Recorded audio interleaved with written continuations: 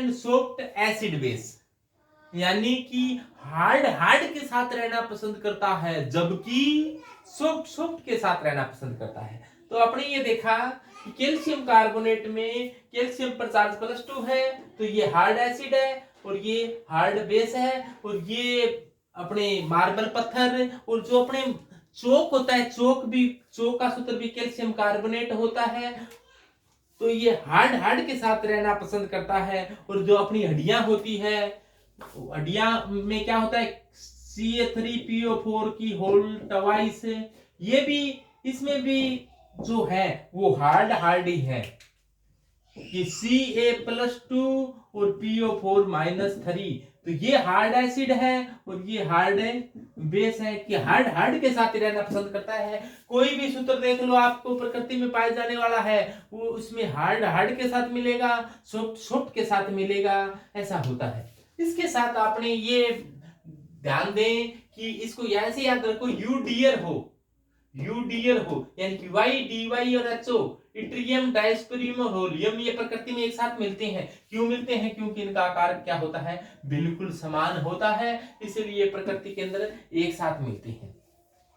तो कुल मिलाकर अपने को पता चला कि प्रकृति के अंदर हार्ड एसिड हार्ड बेस के साथ मिलता है, जबकि सॉफ्ट एसिड है वो सॉफ्ट बेस के साथ मिलता है। इसके साथ साथ अपने एल्यूमिनियम है, एल्यूमिना का जो एसिड होता है वो बॉक्साइड होता है, और बॉक्साइड एसिड से एल्यूमिनियम की प्राप्ति होती है। आपने पढ़ा होगा हुब की विधि, इस प्रकार की कुछ विधि आती है, हेलिलार्ट की विधि, विद्युत अपघटन वगैरह पढ़ा होगा, उसमें Al+3 है और ऑक्सीजन पर -2 है, दोनों ही हार्ड है, तो हार्ड के साथ रहना पसंद करता है, ऐसा प्रकृति के अंदर होता है।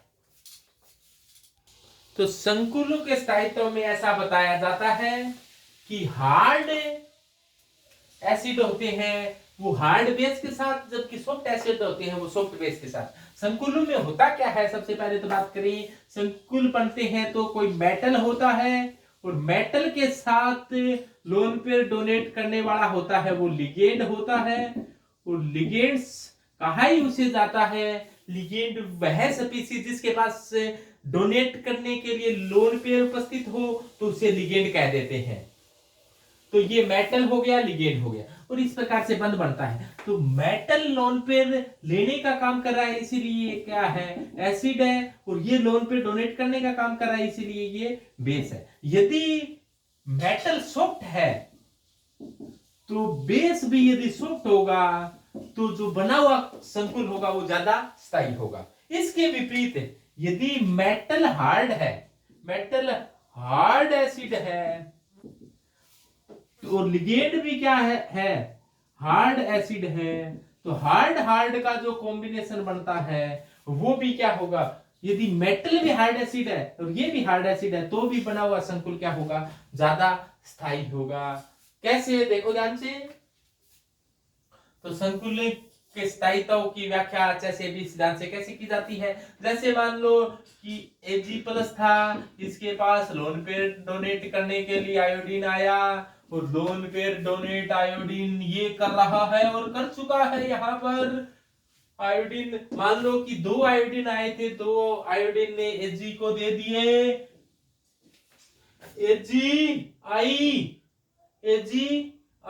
Agi आगे जुड़ गई। अब देखो इस पर -2 था, इस पर +1 था, 1 पर -1 है, 2 पर -2 हो गए। अब देखो इस पर -2 थे, इस पर प्लस है, तो कुल मिलाकर इस पर चार्ज क्या बचा, माइनस। अब देखो ये कैसा था, Ag+, ये बताया था ये सॉफ्ट एसिड है। कैसा है ये, सॉफ्ट एसिड है, बताया था। सॉफ्ट एसिड कौन कौन से होते हैं, याद आया क्या सॉफ्ट एसिड, एक तो की पिड्डी की पढ़ी लिखी पत्नी, पढ़ी लिखी पत्नी, सोना चांदी तांबा, चांदी हो गया, सोना हो गया, तांबा हो गया, पारा हो गया, वो क्या कैसे होते हैं, सॉफ्ट होते हैं। ऐसे याद रख लो कि पढ़ी लिखी पत्नी, सोना चांदी तांबा पारा आभूषण पहन रखे हैं, वो कैसी है, सॉफ्ट है, वो कैसी है, सॉफ्ट है। तो ये सॉफ्ट एसिड होते हैं। तो ये Ag ये रहा Ag सॉफ्ट है, और ये आयोडीन है, आयोडीन का आकार बहुत बड़ा है, बहुत बड़ा आकार होता है, वो वैसे ही सॉफ्ट होते हैं। यानी कि जिसका आकार ही बहुत बड़ा हो गया तो वो कैसे लगेंगे, वो सॉफ्ट लगेंगे।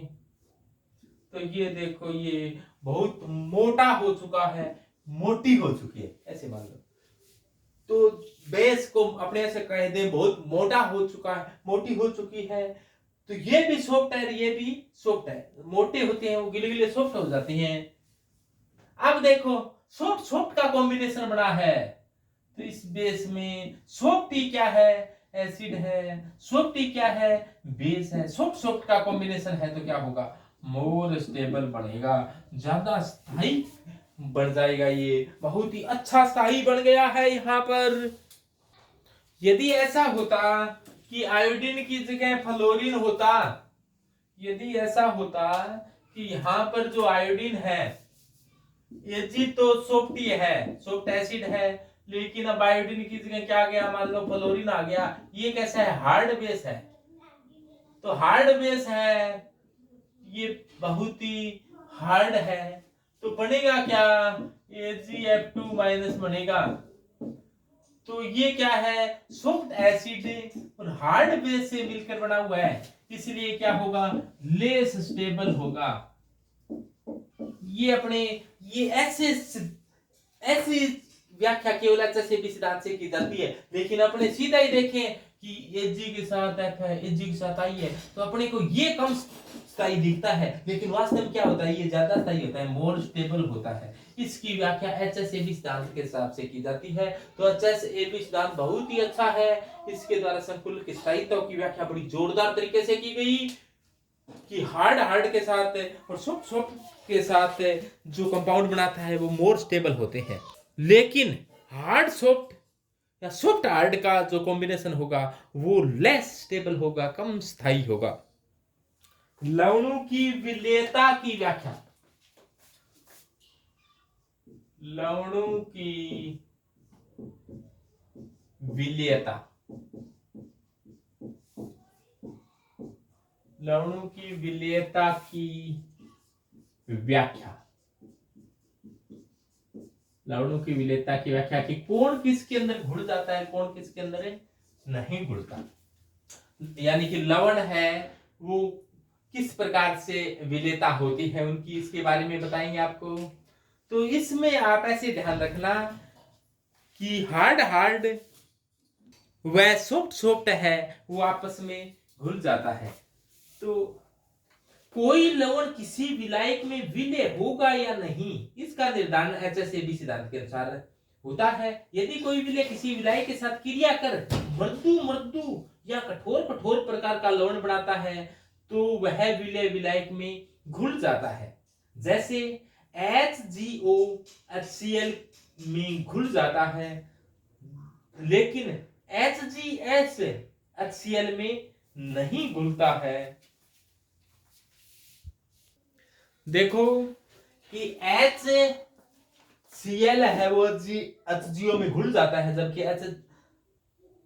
अब ये कौन घुलेगा कौन नहीं घुलेगा अपने सिद्धांत से देख लेंगे। मैं HCl की जगह HF लिखा है ताकि आपके आसानी से समझ में आ जाए। H इसको तोड़कर देखें तो H प्लस और F माइनस है, और इसमें देखा तो Hg+2 व O-2 है। अब देखो H प्लस एक हार्ड एसिड होता है, जबकि F माइनस भी क्या होता है, एक हार्ड बेस होता है। यहां पर देखिए तो ये क्या है, सॉफ्ट एसिड है, और ये क्या है, एक सॉफ्ट बेस है।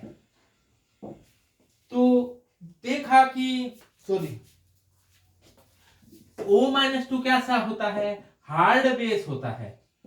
इसके बाद के अंदर अगला देखा कि HI है, HI है, तो इसमें H प्लस है, वो तो क्या है, हार्ड एसिड है, जबकि आयोडीन का आकार बड़ा होने के कारण ये कैसा है, सॉफ्ट एसिड है, सॉरी सॉफ्ट बेस है।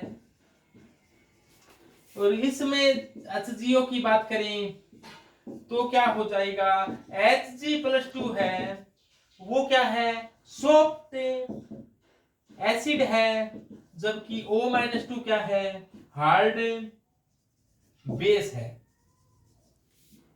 अब देखो इसमें होता क्या है, HF की क्रिया HgO के साथ होता है, इसके 2 मोल ले लो तो ये अभिक्रिया, क्योंकि इसमें हार्ड हार्ड पहले से ही है, हार्ड हार्ड पहले से ही है, जबकि यहाँ देखो एक हार्ड है एक सॉफ्ट है, ये कम स्टेबल है, और इसमें भी एक सॉफ्ट है एक हार्ड है, तो ये कम स्टेबल है, तो नीचे वाली अभिक्रिया बन होने की संभावना बहुत ही ज्यादा है। तो नीचे वाली अभिक्रिया को मैं लिख रहा हूं कि H, अब H हार्ड था और इधर क्या है, हार्ड O है, तो H2O बन जाएगा, इसके 2 मोल ले लो तो H2O बन गया। और साथ में क्या हुआ देखो ध्यान से कि Hg है वो I के साथ क्रिया कर ले तो क्या बन जाएगा,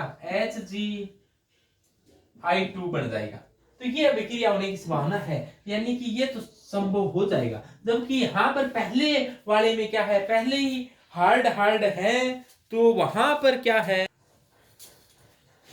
अब देखो यहां पर तो क्या हो गया, इसमें देखो अभिक्रिया होने के बाद में कि इसमें ये अपने देखें कि H+ और O- हो गए, तो H+ कैसा है, हार्ड एसिड है, और ये क्या है, हार्ड बेस है। इसमें देखा कि पारो क्या है, पारो है वो सॉरी पारो सॉफ्ट है, सॉफ्ट बेस है, सॉरी सॉफ्ट एसिड है, पारो पारो पारो ये रही पारो, ये पारो कैसी का है, पारो है, Hg है, ये सॉफ्ट सॉफ्ट है, पारो नाच रही है, और इसके साथ आयोडीन आ गई, पारो इस प्रकार का नहीं है, पारो ऐसा है, ये तो लड़कियों के कपड़े पहन कर ही नाच रहा है ऐसे ही। अब देखो आयोडीन है, आयोडीन भी क्या है, आयोडीन है वो सॉफ्ट है, I-, बड़ा बनाने का इसका मतलब है कि इसका आकार बहुत बड़ा है आयोडीन का, और Hg का आकार बड़ा होने का सॉफ्ट सॉफ्ट के साथ हो गया, सॉफ्ट एसिड सॉफ्ट बेस के साथ हो गया, तो ये है ना HgO है, HgO है, इसमें घुल जाएगा